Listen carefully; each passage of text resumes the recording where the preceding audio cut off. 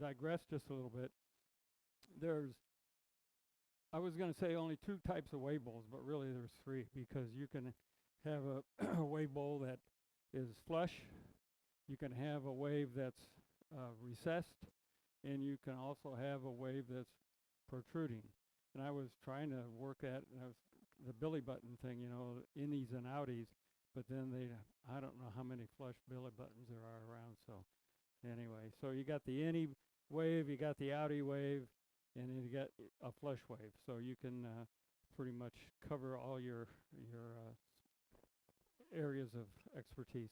So this is one of the ones that I just finished, and it's two waves. The two waves are the black, and then this was the in between, and they were offset just a little bit on the turn. This one is also two waves, but they cross over each other. This was a lot more difficult because, and you'll see it's not a perfect match where the two come together. That was the most difficult part. The thing you want to do if you do this, you do one wave and you get it glued in, and get the bowl glued back together again. Then you cut the other wave and start over again. But then you got to try to match it where they cross each other, and that's the hardest part about the whole thing. And it was okay, but there's a couple areas that didn't match up real good. So we'll pass these around for show and tell. So these are the innie waves. Tonight we're going to talk about an outie wave, and I'll pass this around. This is also two innie waves, different colors, but just to give you some idea. You can do boxes with the waves. This is just a pretty plain box that has a wave cut on it, and it's fairly easy to do. And you can also do outie waves on a box type thing.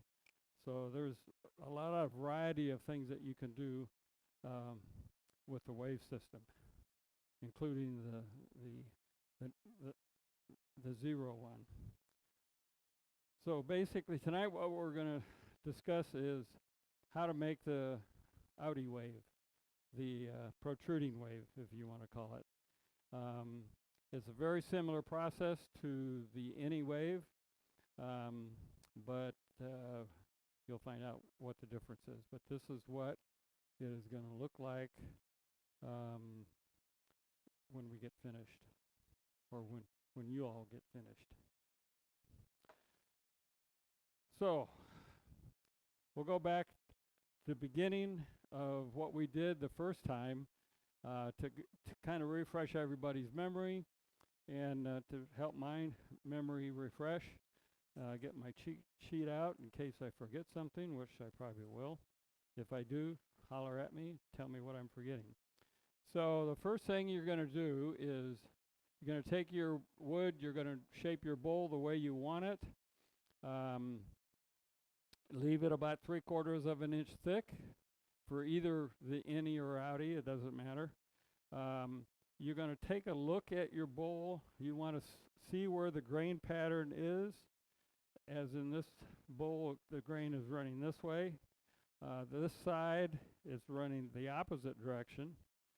This side obviously is going back again, and so on. So you want the peak of your wave at the towards the top of the bowl, so you want to follow the grain in your bowl as much as you can. Now there are some times you're going to have pretty straight across grain, and so you can pick and choose, if there's something that stands out in your mind of where the wave should maybe accentuate something in it. But that's the first thing that you want to do, is take a look at that. So when you find out where you want to start your wave, put a line there, because on the next step, and this is after you've already done the outside of the bowl, you've hollowed enough inside, left it 3/4 inch thick. So pick your spot where your top of your wave is going to be, and then you're going to want to put these blocks in there.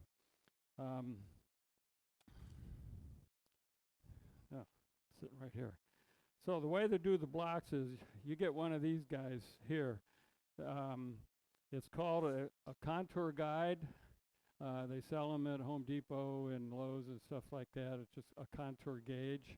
And you put this into your bowl and you push it, all the little nail-like things, all the splines all the way up against the edge of the bowl. Hold it up and down straight as you can. Push them all the way out until you get a good contour on the inside of your bowl, which would be this part right here. So what you're going to do with that then, you're going to take a block of wood, probably about 3/4 to an inch wide and about an inch and a half, inch and a quarter or so thick for a post. Put that on your contour gauge and mark it with a pencil, pen, whatever you want to do. So you have that contour made. Take it to your bandsaw, cut it out. Now, since the bowl is curved this way, you may end up having a slight curve across the top. So you want to knock the edges off just a hair so that it fits in a little tighter on the curve of the bowl. So this is going to fit in just like this. As you can see, there's 2 blocks here already. So you're going to glue those in with hot melt glue. And don't use a little bit. Use a lot. Okay? Copious amounts. In other words, a lot. You don't want these to break off because then your whole thing may get cattywampus on you. So after you get those glued in, as glued as dried and good, then you want to drill a 1/4 inch hole on both blocks. I prefer putting it on the drill press to do it, so you have parallel holes. It's so much easier to work with. You can do it by hand if you wish. It doesn't matter. It just makes it more difficult when you put your pegs in. And once this is cut into 3 pieces, to reassemble it, if they're all parallel, it's a whole lot easier to match it up and slide it down over the peg, or at least put one of the pegs in and slide the others on it. So get a 1/4 inch dowel, get it to fit snug but not too tight because you want to be able to pull these out. You don't want to glue them in, but you don't want it so tight you can't get it in very easily, and you don't want it so tight you can't pull it out fairly easily. But you want a pretty good fit on that. Okay, is everybody with me? All right, so the reason that we put these blocks in here is when you cut this apart, you want to have some reference to reassemble. So label these 2 posts with A and B or 1 and 2 or whatever labeling system you want to use so you know which piece goes on which side. And as you lift the one piece off, put the label on up and down the side of the block or on the end of the block or whatever. I usually put it on the end of the block because when I'm reassembling, I can see the A or the B and I can say, okay, you know, it's easy to do. So once you get all that done, then you're ready to go to the bandsaw and cut your wave. So you want to, again, you're going to determine when you look at the contours, you want your wave to be a little bit above the widest part of the bowl and a little below. So they say 1/3 above, 1/3 below. So you're going to want to check out your bowl depending on how wide your wave is going to be. Mark it on there so when you get ready to cut your wave that you'll have it set up and you'll know the distance from the edge of the bowl to the wave. So when you set it on your wave cutting jig, then you'll start in the right place. Now I'm not going to go over about the wave cutting jig. I have the information on how to make one. I think we did that last time we were here, so the video is probably available, I think, isn't it, Jim? So you can take a good look at that. And I also can give, if you want the instructions on building your wave jig and or the bowls, how to do these and things, I will just email me and I'll send you a copy of either one. All right, so let me check my cheat sheet, make sure I didn't forget something. We're ready to cut the wave. And we did the wave jig and everything. Okay, so magic of television. So we got the wave cut. So this is the top of this one, carefully, so you can see where the wave is. And here is the wave. Now this is pretty thick for a wave. I got carried away, I guess. So it's pretty wide. It's a good full ½ inch. That's pretty wide, especially for an outie. Now for the innie, it's not so much of a problem because you're going to reduce this part of your wave by hand. So it doesn't matter too much how thick it is.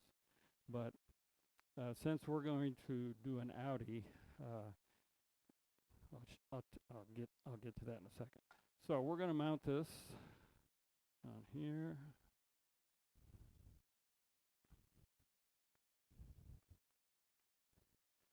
Okay. So the next step is, this isn't going to fit on there exactly the way it should because the wave is gone. So when you cut away the outside of your bowl, it's what you're going to be doing is cutting away the outside of the bowl, so the wave part that you had is going to be what you just put away out there. So that's the part that's going to be protruding. So in order for that to protrude, we have to cut away this part. So you need to put this back together again. Now, if you don't put a spacer in here, then you may not have the right proportion on this edge and this edge with the wave. So the ideal thing to do is you put a spacer in there. Depending on how thick your wave is, you want a spacer about as thick as your wave. So obviously that's not very thick. It's a piece of plywood, and you know, surprisingly, this isn't as flexible as you might think. I drilled holes in so if the pegs are sticking out, or get it, but you have to press pretty hard to get that bent. And if you got a real thick wave like the one I did there, you might put 2 or 3 pieces together and get them bent. If they're having a hard time, you might put them in the microwave for a little bit to get them warmed up, put it on. You need to put the top on and then press it up against, to cut their wave. Since I was kind of goofy, I needed a pretty big spacer. So what I did is, and this is what John Beaver recommends, you get a piece of soft wood, regular good soft wood, like pine, something that's pretty good grain, straight grain. Cut a circle that's a little bigger than your biggest diameter. I cut a couple holes that you can use this to just drill, make a mark through here, so that you can drill a couple holes for your pegs. And then the way I got this turned is microwave it. Soak it in water. Now, this thick of wood I soaked overnight because it really needs to be pretty wet. If you're down at just a 1/4 inch, which a lot of the waves are just kind of a 1/4 inch thing, you can probably do that without soaking it. So what you do is, I soak this, but then you wrap it up in a bunch of paper towels, soak it, get them all wet as you can, put it on your microwave glass tray, make sure there's plenty of water on the tray, put it in the microwave for 1 minute and 15 seconds on high. Now this was pretty thick, and I thought, well, okay, I'll play around a little bit and I'll crank it up. At 1.5 minutes, it started smoking. Not this piece, but I had another piece somewhere. Anyway, it will catch on fire. It'll burn from the inside out. Okay, it burns, the microwave heats the inside, and so you don't want to go much more than 1 minute and 15 seconds. Now, if you have to do that a couple times, that's fine. But so put it in the microwave, get it soft. get it out as fast as you can, and don't burn your hands. Wear gloves maybe or something. Get it assembled, put it on there. Whoops, and hang on. I got my A's and B's on there. Okay, so I know where I'm supposed to put it together. It makes a difference because your wave is going to be a little different. And get your posts lined up. Put this guy on. Okay, here we go. And then you need a block to put on the face so that you can squeeze it down. You want to have this assembled as good as you can because you want it done, get it done pretty quick when it's still hot and wet. So once you get it there, then crank it up. Let me get this straightened out a little. Try to get it as even as you can all the way around, and then crank it down and leave it overnight or so. Okay? So for a protruding wave, now this is protruding already, but it's not going to be that way. The process is get this clamped up together, get that dry, let that dry out before you start to turn it. And try to make this as kind of even around, get it to fit down in there just right. I'm going to adjust this a little. There we go. Okay. So it's not perfect as far as the diameter all the way around. I didn't cut a perfect circle, and it's hard to figure out exactly because you do have a bend in it. So anyway, so once you get that set, then crank that up. I'm going to reset this a little bit and get that up pretty tight.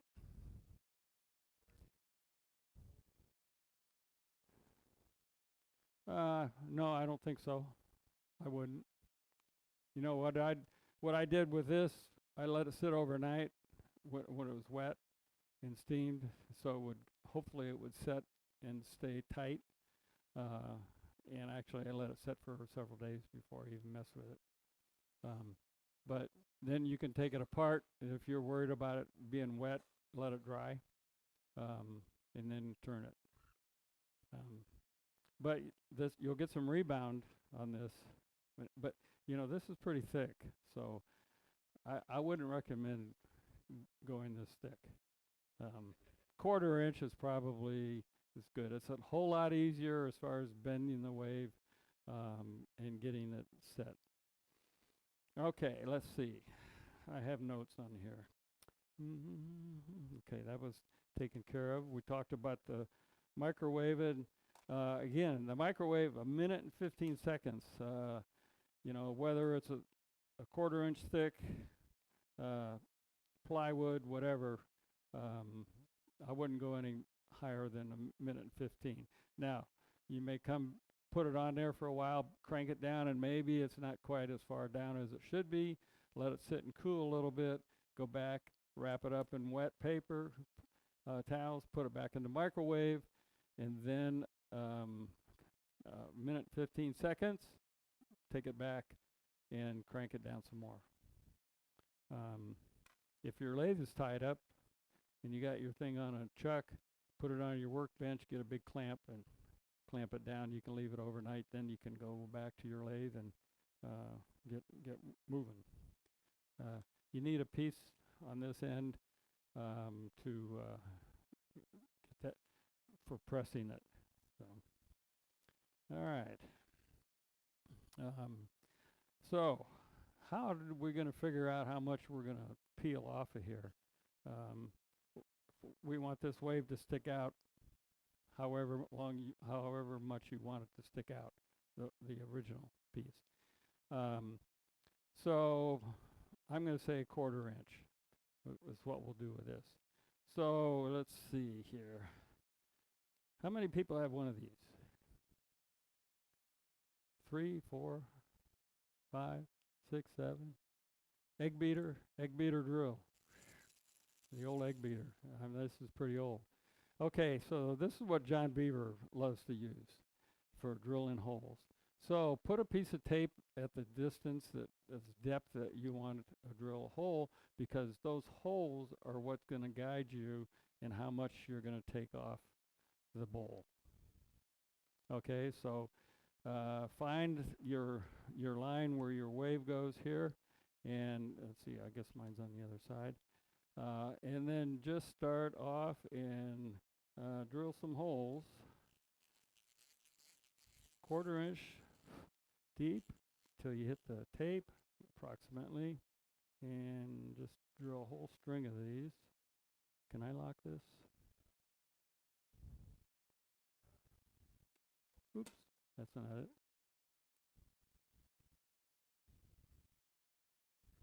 Oh, it catch it right there.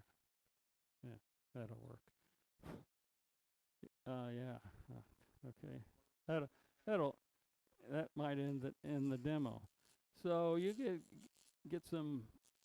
your drill out and get going, drill down till your tape touches, and you can tell it should sweep away some of the juice. Fine, it's not too bad. Now, if you don't have one of these, modern technology is a drill, okay, and a stop. Now, you can get these stops in a kit, a drill bit collar stop, and they have everything sized. This goes from 1/4 inch or 1/8 of an inch, 3/16, 1/4, 5/16, 3/8, 7. So whatever size drill bit you decide to drill in there, you got to stop to put on your bit. So this should be a little bit quicker. Just put that. Are we showing above or below? Just drill in. That doesn't seem like a very sharp bit. It's sure taking a while. Yeah, it was. Yeah, but you drill that thing in. Well, it's pretty hard right here in this spot. Till you're down touching. Just make sure you tighten your lock screw on that so it doesn't get deeper as slides off as you're going.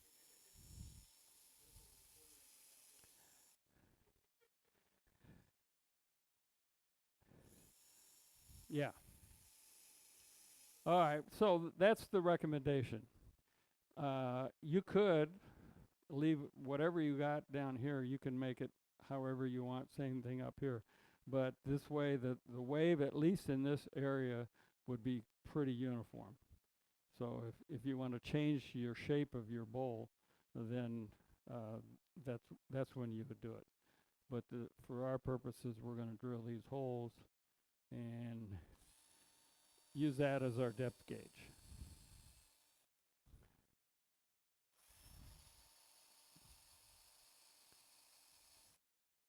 So that's one of the beauties of taking a class, learning some of those kind of things. So you can just do it on one side, or if you want, you can do it here and there and everywhere you want. This should give you a pretty good indication of where you are in the process of. It should if it's round. Now, if it's not round, it's going to get round, at least parts of it. Okay, any questions?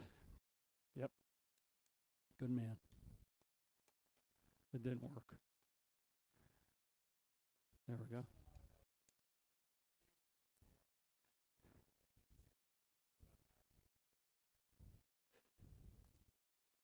Okay.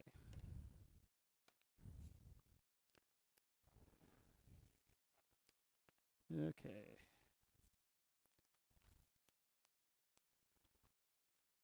Okay, so let me just double check to make sure I haven't forgot something. Drill the holes, good to go. Okay, next step is cut it back. Now, this is sticking out over. It's going to have to be cut back some. So we'll probably nibble at this a little bit to start with. It's probably smarter to have a round one. It's a lot easier than having these square edges. So I want to make sure this is tight and that's tight, and I guess I better tighten that up. Pardon me? Well, I will, you know, because I got to drill I got to go to quarter inch, and these square corners are going to be in the way a little bit. All right, so I don't see about where that is. So I'm using a bull gouge. This is an Ellsworth bull gouge. Probably my favorite one. Make sure I'm in about halfway. Any questions so far? Okay. This thing? Not yet. This is a demo. Yeah. Yes. Yes, you're right. Okay.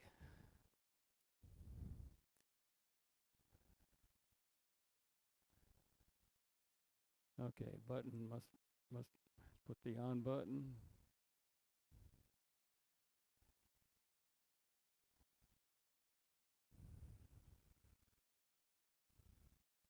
Now you can use a point center too, which would probably hold that better, which maybe I should take that off, take the cone off, but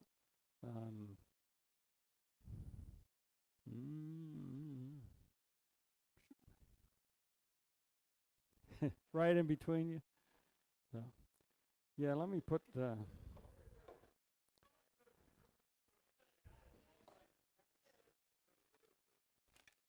there we go.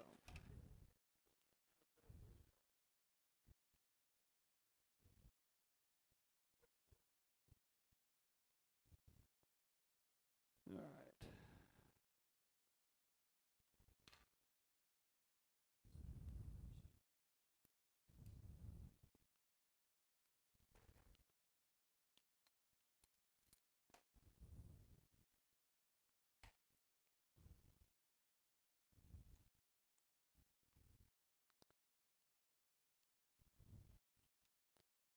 I like this cone center a lot, but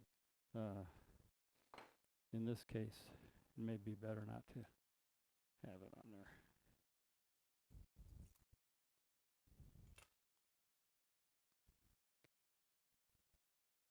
Yeah, I hope that's about right. Okay.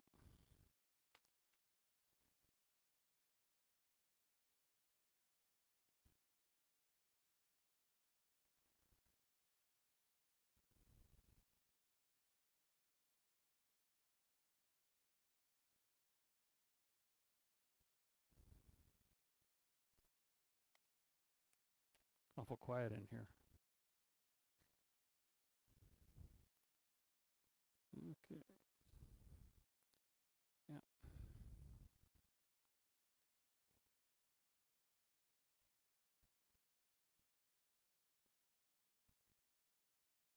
Okay, so we got quite a bit on this side to cut off and not so much on the other, but that should, that's not centered, is it? Let's try this again.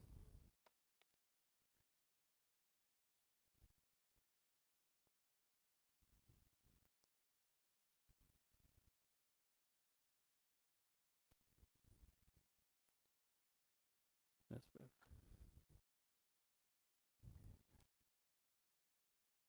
Okay.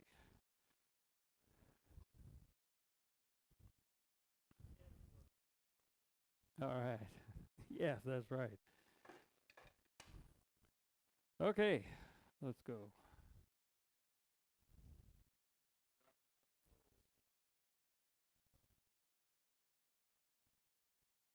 You lowered the speed.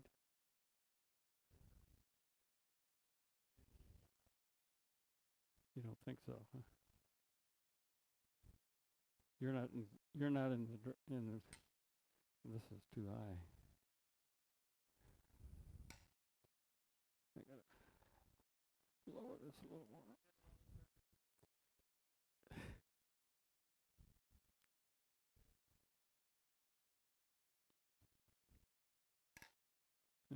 better.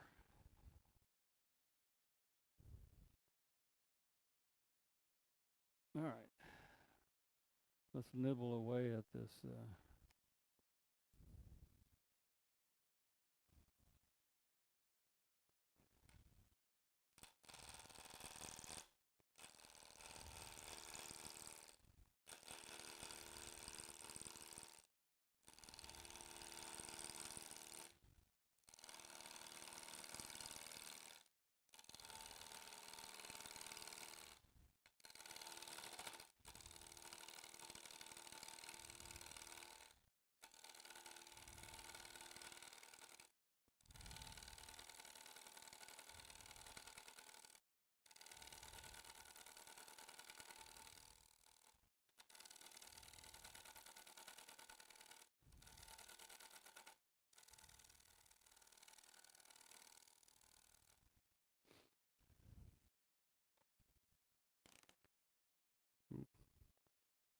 Did I do that?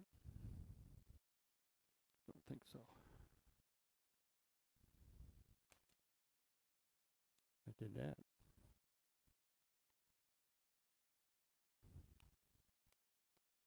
Creaking.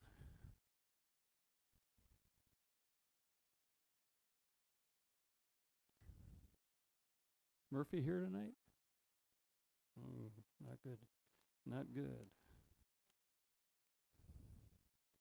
Okay.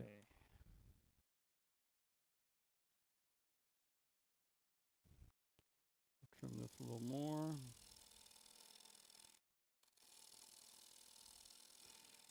So when you do your initial outline on your bowl, if you're going to do the outie, you want to make sure you leave your inner bowl a little thicker because you're cutting away. When you're doing the recess disc, then it's not going to affect it. But since you're cutting away on the outside on this one, then you don't want to get it too thin to start with.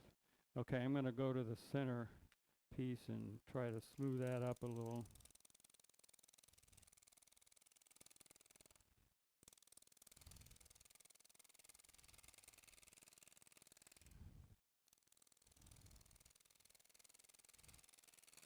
The ideal, you know what? Nobody said a word. Nobody said a word. This is the AMA will get after me. I don't like. Does that affect the sound much? Must be my hearing, or lack thereof.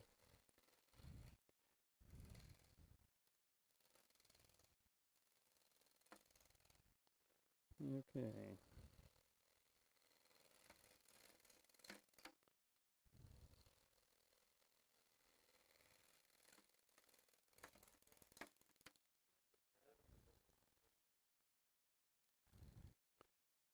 Can I do what? Okay. All right, let's take a look, see where we are. Wow. What is that? Must be the machine.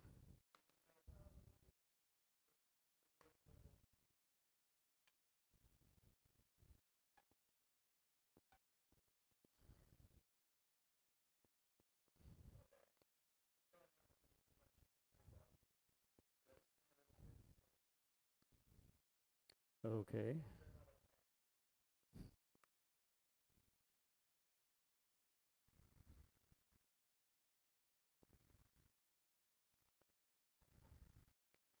Okay.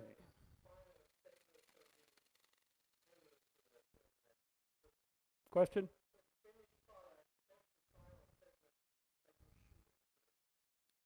I'm going to cut a 1/4 inch off on the outside. You mean, oh, for the inside, the whole thing when you're finished? That's up to you. You want to make it super thin if you want.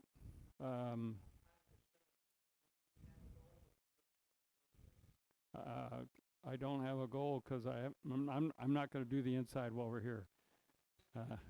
So, yeah, but yeah, you can make it. You know, this bowl is, you know, a little more than a quarter inch maybe, or about a quarter inch. Those other two bowls are probably more like a half inch. It just depends. I wouldn't make them too thin. You do have a glue surface, you know, and so you want to be a little conservative in that regard.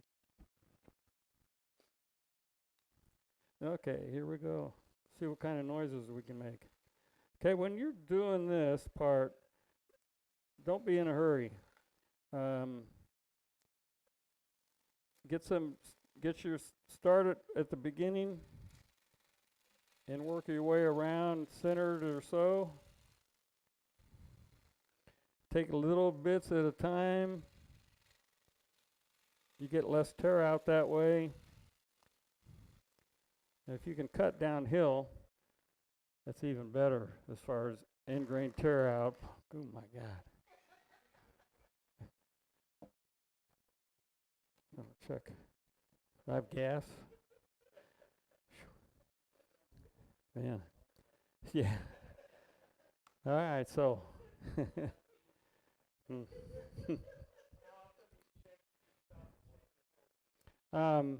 Well, you got a quarter inch, so I'm gonna do about a little bit halfway across, and then once I get halfway through, I'll get not quite all the way down, but fairly close, and then I'll start on the bottom part.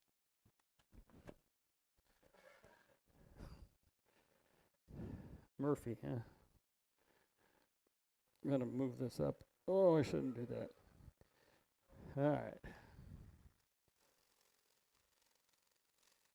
So I'm just taking light cuts, trying to just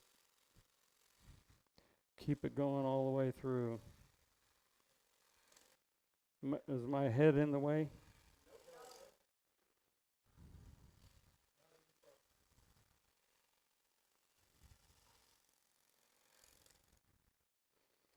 Okay.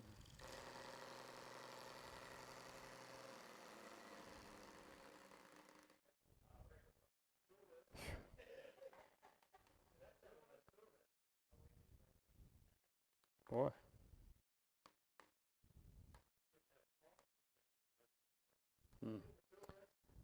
No. No. No, it's creaking. It's the wood creaking. Okay.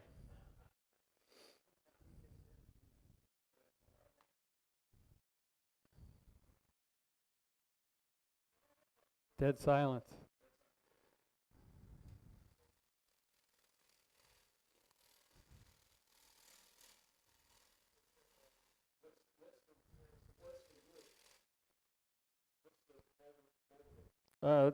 I believe it's pecan.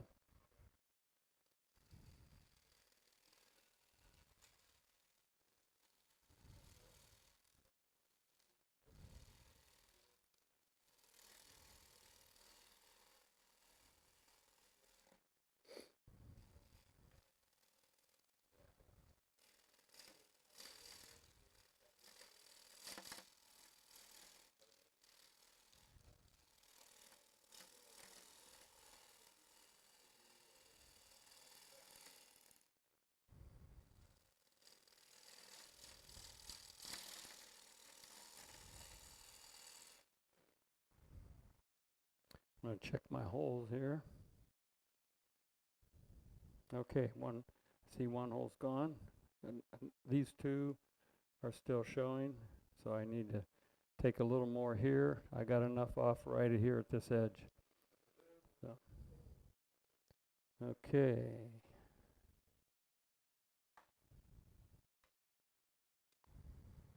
Didn't off gas that time.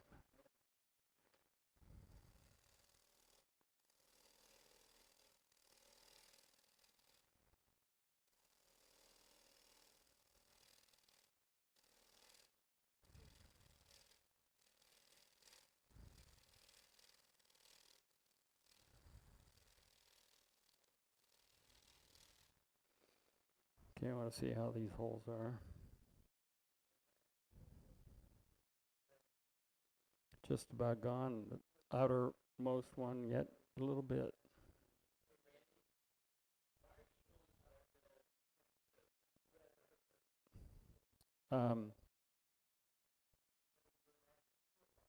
Yeah, either way. I can go the other way. Actually, should go this way, right? Give you a smoother finish, right?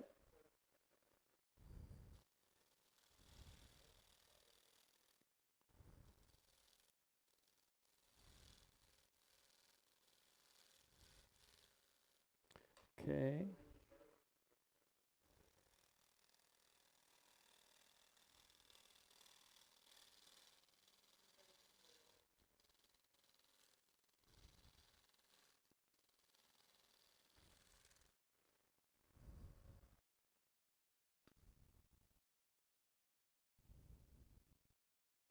Okay, I got a little bit of tear out there. Not too bad. All right. Top holes are gone, right? Everything up, even that one. So we're on the way downhill.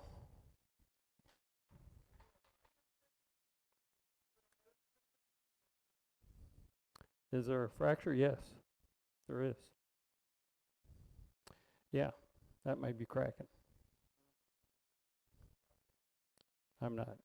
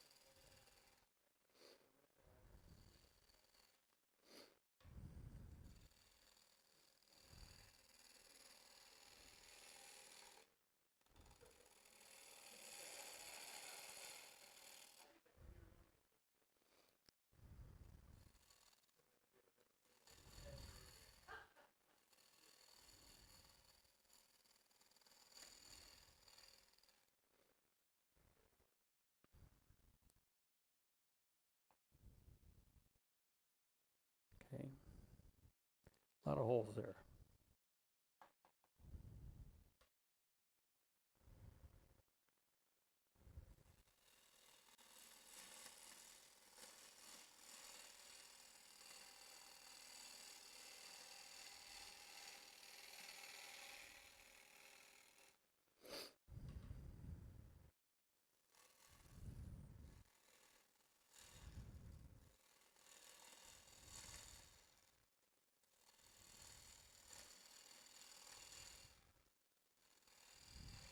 These holes seem deeper on the bottom part than they did at the top. Maybe. Although I did a little on both there. Oh, I still got a nub. I got a nub up here too still. Okay, we're getting there. We're getting there. Keep on chucking. I'm not liking the shape of that, but I guess that's.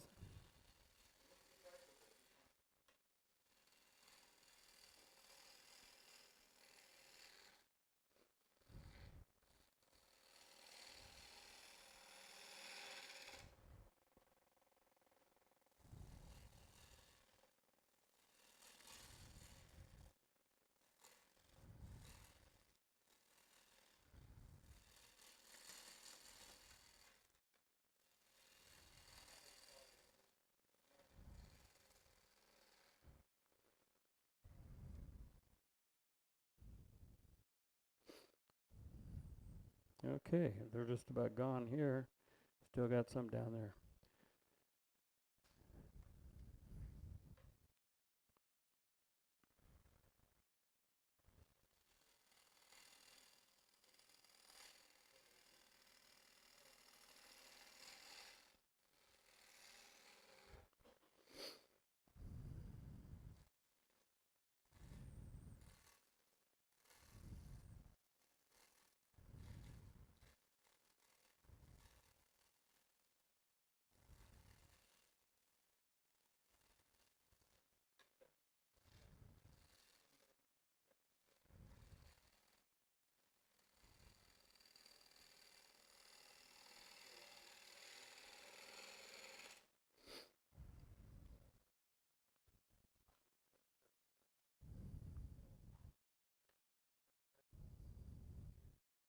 Okay.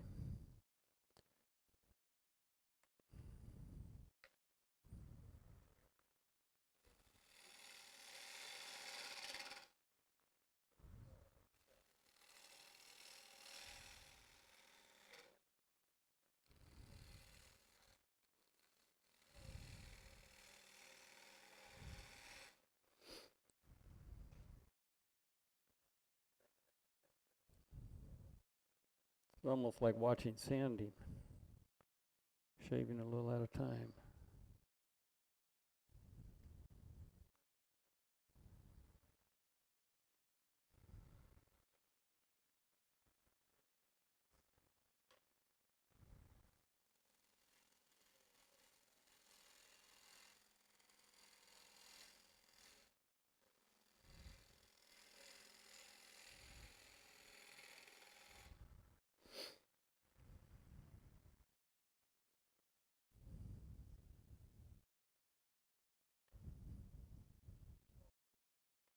Ah, there we go. Okay, got a little nub right here and a little nub right there, a little hole. So that's pretty close.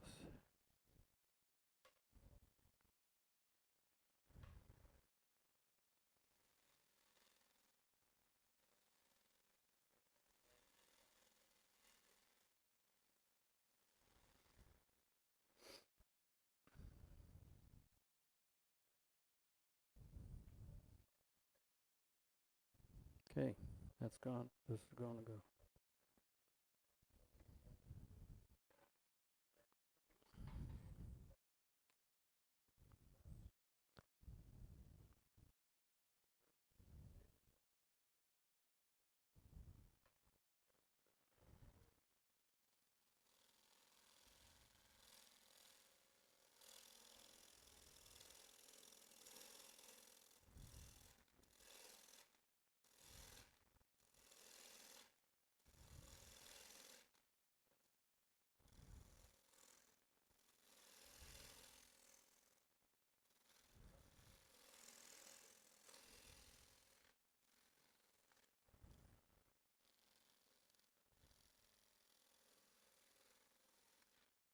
Okay.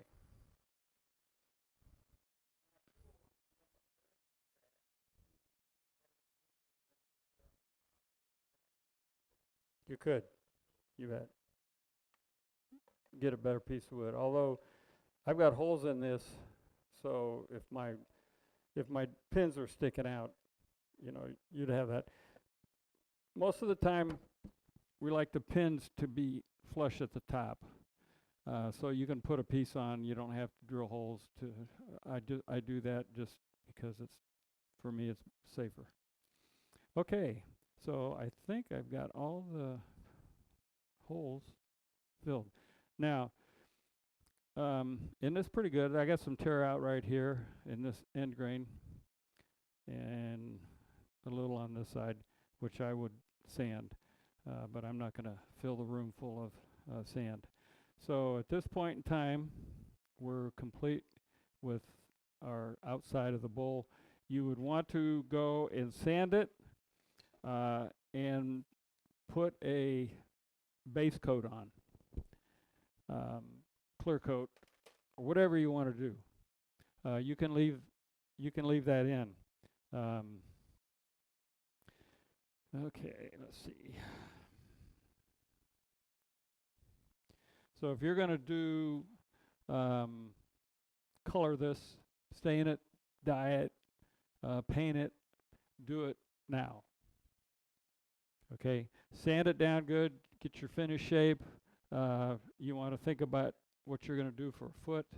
You want to cut that all the way down close to where you want it as far as finish, and then put your finish. You sand all this, get a finish coat, whatever you're going to do.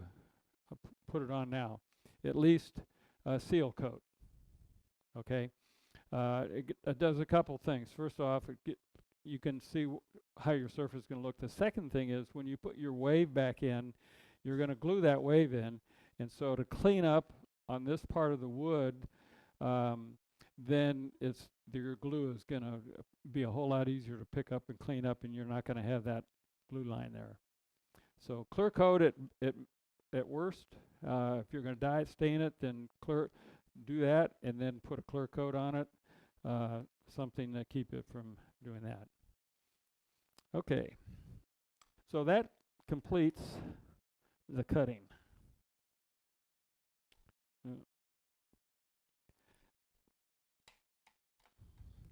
I'm just going to take this apart just for that. So now,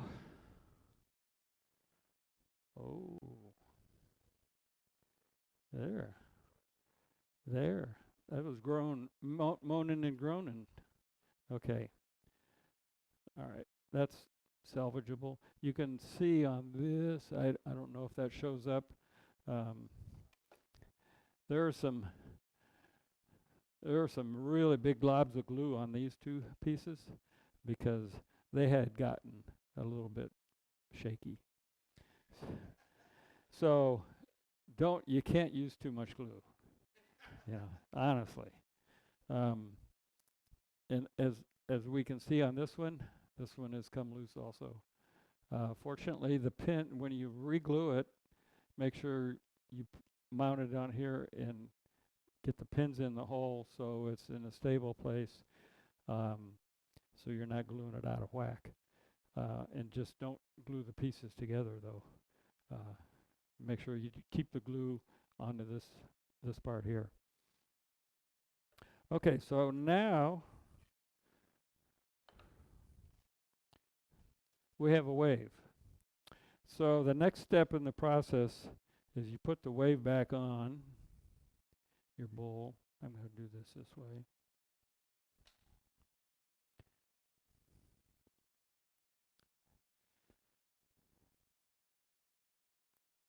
Put the pin in there. Okay, so now you have a view of how much it's sticking out.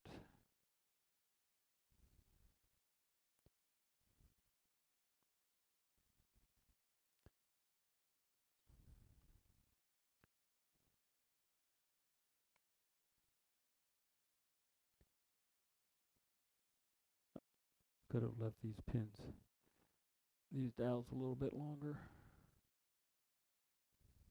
There we go.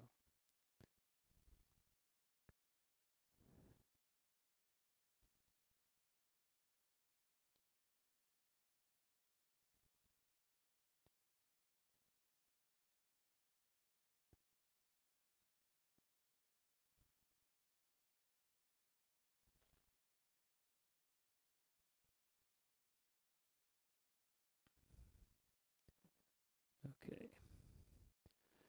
Okay, so now you can see where your wave is and how much protrusion you have in it even.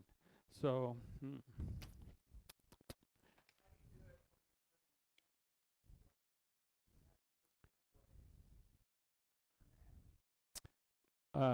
you don't. If you're doing the inner wave, the innie, when you get to the point before you cut all this off, you pull that wave off. You mark how much recess you want on the wave itself, and then you sand it back. Yeah. So you mark the top and the bottom. Now we're going to do the same thing with this. We're going to take a pencil and we're going to lightly mark all the way around. Now this has had a finish on it, right? So hopefully I won't get a lead finish on it that I can't get off. But you want to mark this all the way around where that part is sticking out.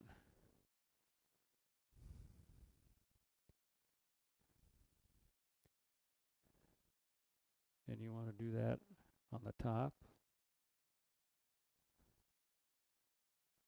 and on the bottom.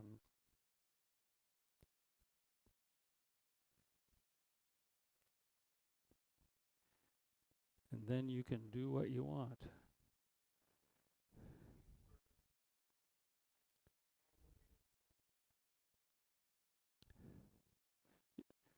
What do you mean?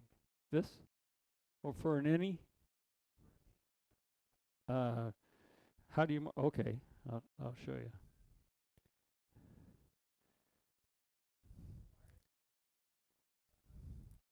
Because, I'll tell you in a second. Okay. Yeah, don't confuse me. Okay, so we have that marked now. So if you were doing an innie,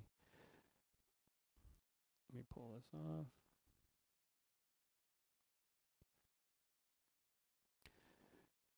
You would take your wave in your hand, and you have a marker, or I've got this compass that's kind of cool because it's got a ledge. Let me show it over here.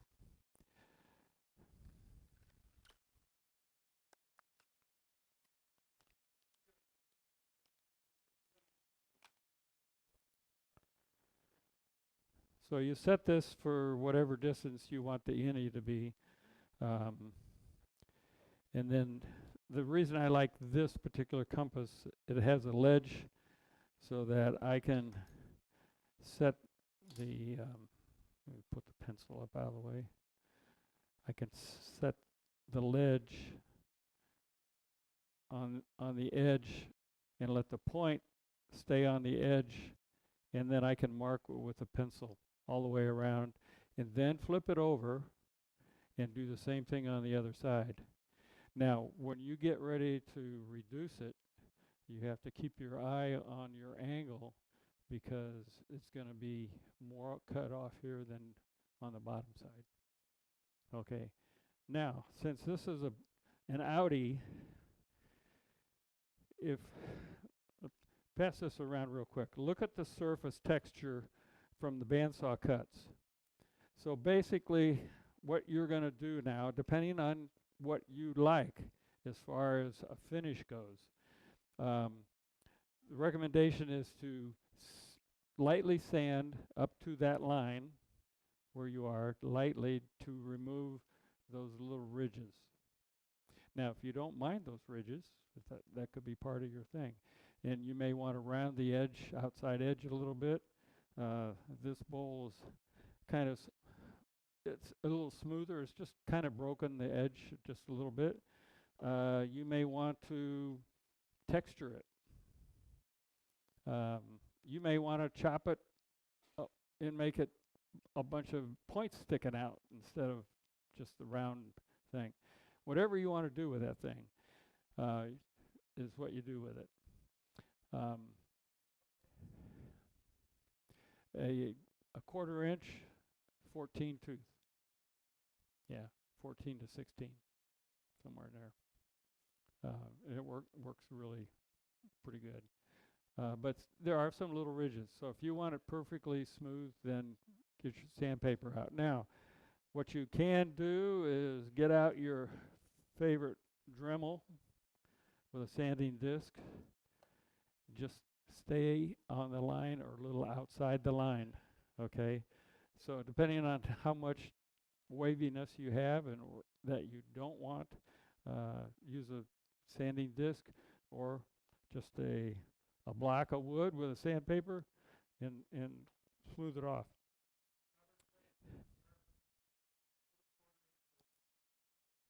Stay in a 1/4. Yeah. But it gives you a pretty good cut. Yeah. The let's see. Yeah, so you can do with that ring anything you want. You want to make scallops around it, you know, cut away at it, make scallops, make it pointy if you want to make it like a, you know, dog collar for a mean dog, you know. That's up to you. Color it. Now, just be one thing for sure. If you're going, and you can put some finish on that to start with for the same reason with the glue thing. Okay, clear coat if you want, or if you're going to dye it and you're going to color it or whatever. But don't get anything on your glue surface. So when you glue that back together, you're going to have a good tight finish. And then, so once, yeah, yes, yeah. That's your line of sand. If you want it nice and smooth all the way around both surfaces, that's your line to stay right on this side, or just maybe erase the line just a little. Um, that's and then you can try it back on and keep checking. You know, if you're to make sure that you got it finished as much as you want. Okay, so so put finish of a clear coat or whatever, something on that, but again, make sure you don't get it on the glue surface. Same thing on this. If you're putting a finish coat on this, even if you have the spacer in there, don't get glue on this. Don't get anything on it. Now, if you're using a dye like a trans tint or a dye, you may get some bleed over, but that's not going to impact it is if you're using a paint or something. So if you're going to paint it, then tape this really good and cut the edge real clean with a scalpel or something, you know, and then you can paint it. And I've done that on those waves, on the wave bowls. Where are those wave bowls? They're in the back. So those waves are innies, and as you can see, I put a finish coat on those before I finish the bowl, because it's so much easier to so much easier to clean up the glue line. But I tape both the top and bottom surface of those with the blue tape, painter's tape, you know, and then I take a nice sharp X-Acto knife and cut the tape off the edge, so I have a nice clean edge. In this case, you know, this is a protruding, so if you're going to paint this or something, then you need to tape this surface, cover it somehow or another to keep it from getting anything on it. So Type Bond 3. Now, if you're going to be using end grain, if you're turning an end grain bowl and you're going to do this, John Beaver recommends Type Bond 2. He thinks he gets a better glue joint on end grain. I'm not sure why. He's probably talked to the Type Bond people, and maybe they have some. I don't know. The 3 is darker. Yeah. Yeah. Yeah. So, okay. So once you get your ring where you want it, then glue it together. You're done for the most part. Make sure you do your finish. Glue it together, starting off only with the bottom first. Set it up and glue. We went over that with the last time. You got to take your straw and your Q-tips. And you know, I didn't bring any of that with me. I should have brought that just to show. But if you take a soda straw, McDonald's makes some real good ones. Cut it at about a 45 or maybe a little more than a 45. Get a nice sharp point on the end. And when you put this thing back on, let me make sure it's in the right position.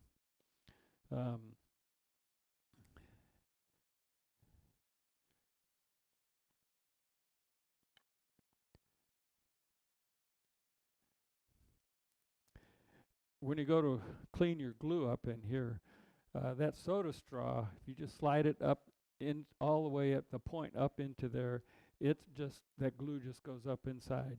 And you run it up in there, squeeze it out on a paper towel, and run it back in, and it cleans it up just beautifully, especially if you have a finish on both surfaces, to see that. And it's so much quicker than trying to mess around with the Q-tips. But you'll want the Q-tips though, just to kind of wipe it, dampen it just a little bit, squeeze it out. You don't want to squeeze water up in that crack or anything. So uh, so you only do one surface at a time as far as gluing, because it takes time to go around, clean that up, go around, clean that up, and get around, get it done, and go back and get a Q-tip that wet and clean it up and this and that. So if you've glued this part on too, that glue that's squeezed out is probably starting to set up on you a little bit. So do this one, get it done, let it sit for a half an hour or so to get set up good, maybe an hour, and then do the second part.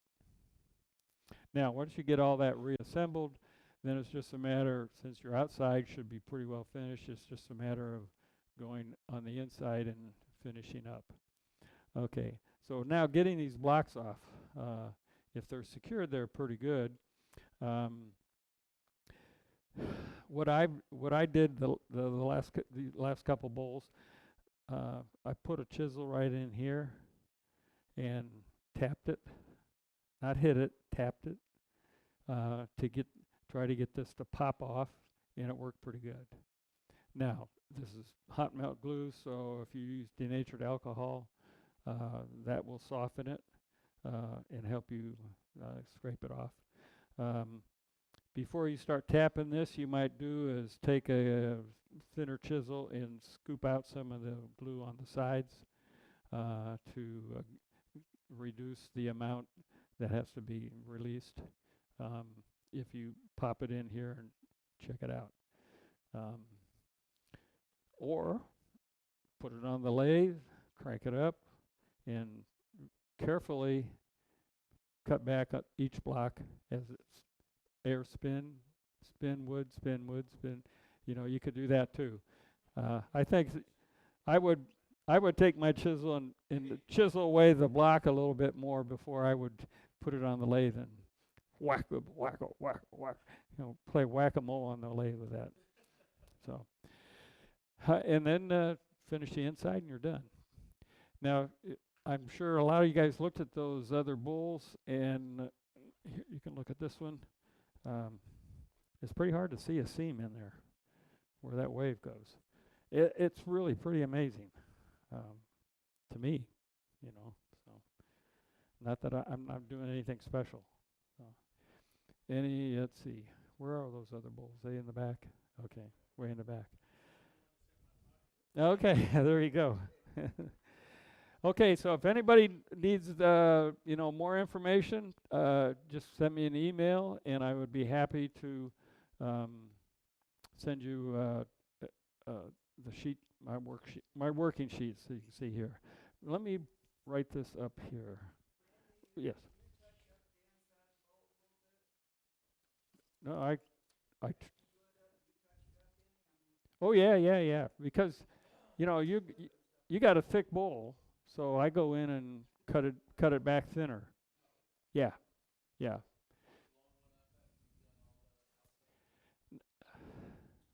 This one. I dropped this bowl. Debbie saw the crack in it. I glued it, and I said, well, it's got the block there to help it. And so I think there might have been a crack in this. I dropped it on the floor, and it flew off and came apart. But otherwise, no.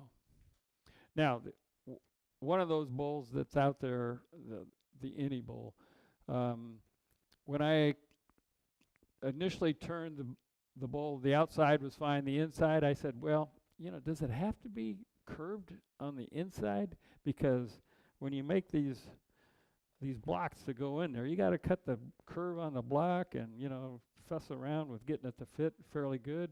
What happens if I just make a straight inside? Put this in, it's straight, glue it up, drill the hole, and it's going to pop off a little easier probably too, because you got a straight, put your chisel in there and pop it off. And so that's a consideration. Now, I don't know if John would recommend that, but that's a thought I had.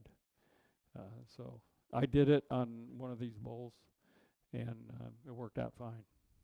It leaves it a little thicker in places on because of the curve and stuff, but that's just more that you have to cut out. But you either cut it out now or you cut it out later, so it's the same thing.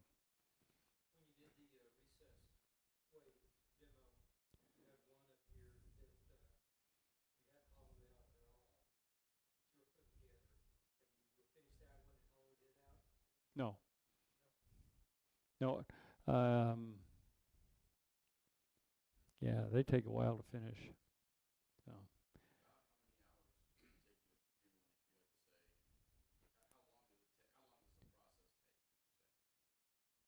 I wouldn't say. You know, everybody turns at different speeds. You know, some people crank it up to 2,000 and cut the outside of the bowl and leave it at there and cut the inside. Um, from my experience, you know, it's just you're turning a bowl. How long does it take you to do a bowl? Then you're doing some extra steps. Um, I don't. I don't keep track. I'm retired.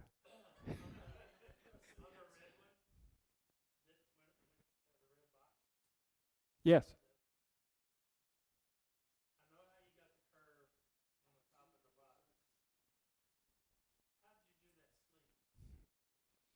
Um, like you would any sleeve. You I know. It is. It's the same wood. So when you start, I guess that's another demo, huh? With, yeah, yeah. No, I need a rest. July maybe. No, I think we're gonna be at the coast maybe.